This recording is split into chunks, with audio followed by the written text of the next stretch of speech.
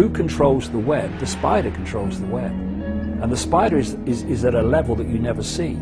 It's not Tony Blair, he's a strand. The Bush family, they're a strand.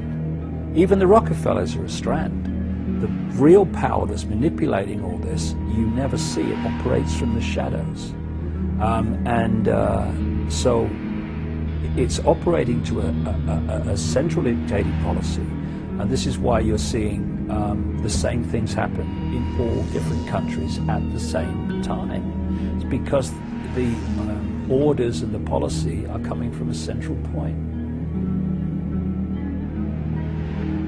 We can work on the level of banking scams, political scams, manipulated wars, manipulated 9/11s, and we should, because we need to know that.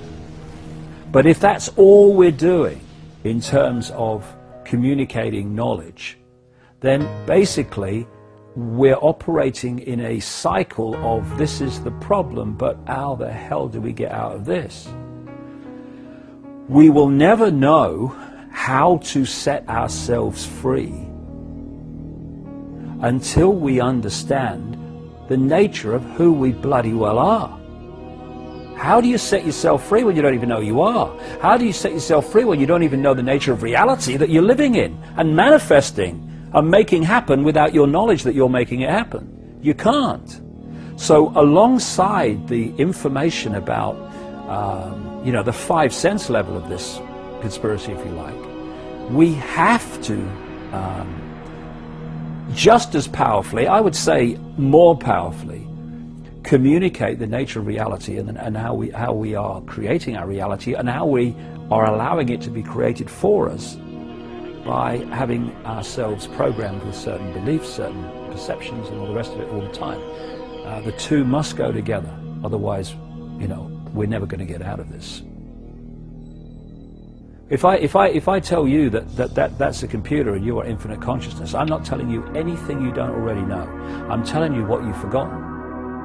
Because what happens is you come into this world and with this knowledge suppressed. It's like someone once said, you imagine you come into the world and someone tells you that 2 and 2 equals 5. Your parents tell you that from the earliest age, 2 and 2 equals 5. You then go to kindergarten and nice teachers tell you that 2 and 2 equals 5. You then go to school and teachers at junior school, senior school, they tell you 2 and 2 equals 5. By now, all your mates who've been through the same system, they're telling you 2 and 2 equals 5, and if you say it equals 4, they laugh at you.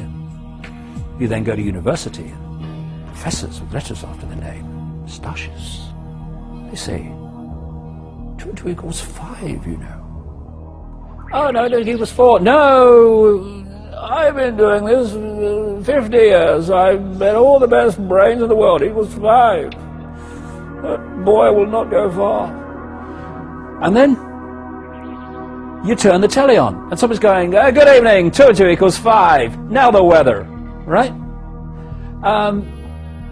There's a good chance that you'll go through the whole of your life believing 2 and 2 equals 5, but it still equals 4. And what this information about the nature of reality is doing, basically is saying, do you remember 2 and 2? 4. Oh, yes! And this is why this has such an impact on people. When they hear it, something goes, this is true. This is true, because they're remembering it. We are in a world in which the vast majority of the population is in an amnesic state. They are in a hypnotic trance because they have been implanted with false information about themselves and the world ever since they arrived.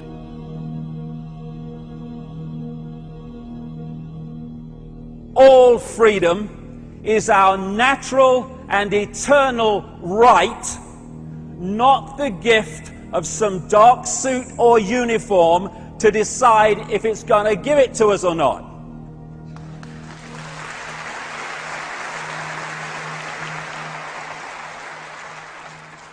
And so this is also not a day for being intimidated and frightened by this big brother crap.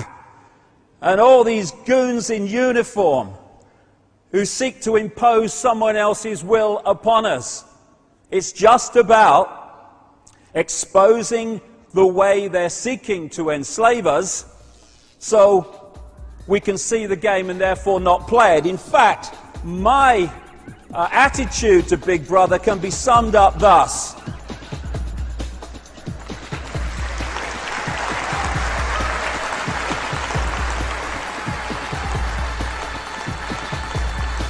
Oh, Big Brother, oh my God! God, sod that for a lark.